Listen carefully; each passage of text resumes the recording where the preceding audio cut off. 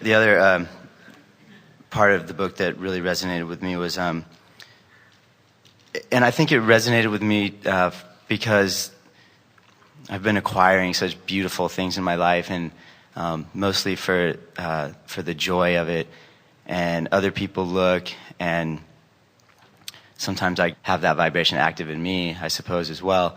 I feel sometimes, the jealousy, or maybe, the part where, well, if he's got all that, then I can't have, my share. And so when I came across the material possession, even me, as a material being on this planet, spirit has materialized, and spirit and physical have blended.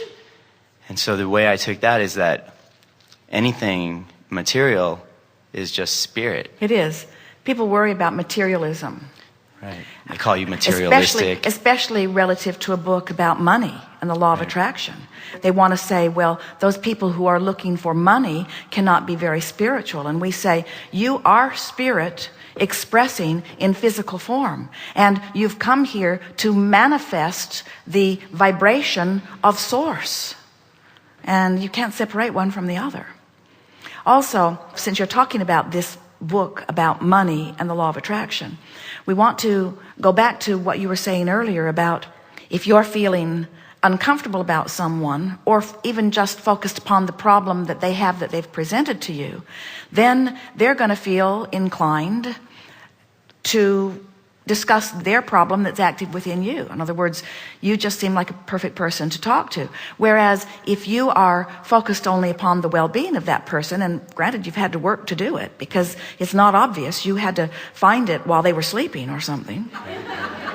But as you find it, then that's the only rendezvous point you have. So now let's think about the economy in general.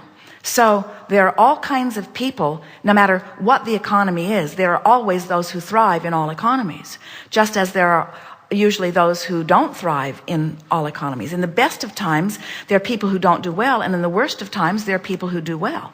So now let's say that you have, through reading this book 4 times, or just through the power of your own wanting, you've tuned yourself into appreciation for these beautiful things and appreciation for the way things flow to you. So now that's the vibration that you're offering. So which of those people that we just described are you more likely to rendezvous with? You're going to rendezvous with those who have something for you and you something for them. But what about a person who's pessimistic and worried and complaining? Who in the economic community are they going to rendezvous with? Yeah. Those who are complaining gravitate to each other, and then they complain louder. But they don't get improvement. Even your government hears them complain and says, oh, we must soothe those complaints. But you can't throw enough money at that complaining crowd, because just like that spinning merry-go-round on the playground, it just throws them off in the bushes. In other words, you just can't give them enough because they're a vibrational mismatch to it, you see.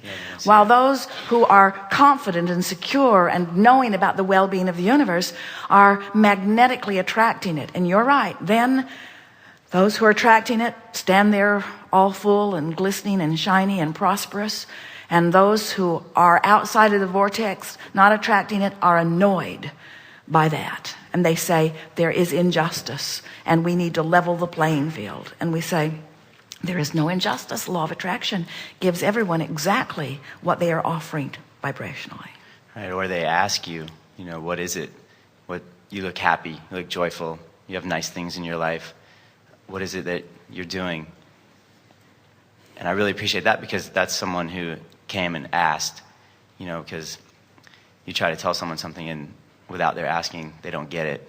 They're not going to receive that answer, even if it's the most beautiful, genius, glorious answer that there is. And the answer that is the most accurate, and in its simplicity it is the most brilliant, is the more I appreciate, the more comes to me. Right. The more I make peace with where I am, and the more I appreciate whatever I give my attention to. But for most people, that sounds so simplistic. There just has to be more. Oh, you have a secret donor that you're not owning up to. I know that you've inherited your wealth and you're just pretending that it comes through your bliss. And then you could say, any story that works for you. In other words, as you argue for your limitations by messing with my story, you're just arguing for your limitations. I argue for my prosperity, you argue for your limitations. Oh, the other thing that came up was it's fun to think on purpose. I really resonated with that because I've been doing so much fun, joyful thinking and having such amazing results, just being happier, fully connecting with my joy.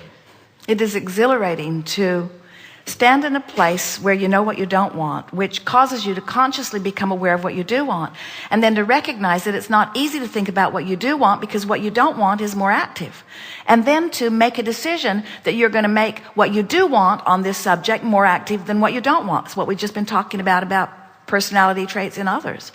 So then, through the power of your mind, you do some focus wheels or you make some lists of positive aspects, but you deliberately think a better feeling thought until you've trained your vibration into a better feeling place. And then, now that part was fun in and of itself, we think, and you do.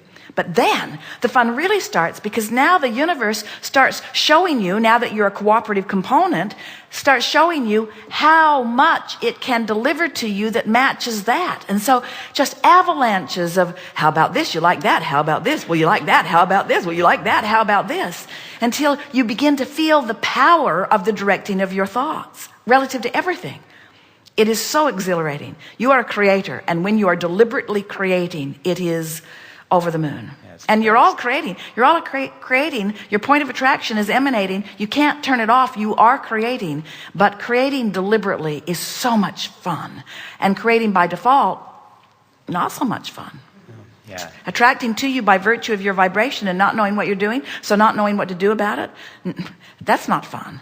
But delivering a thought on purpose and shoring it up with intentionality, and feeling it click into place until it's naturally how you feel and what you think, and then watching the universe respond to that active vibration within you, that is fun.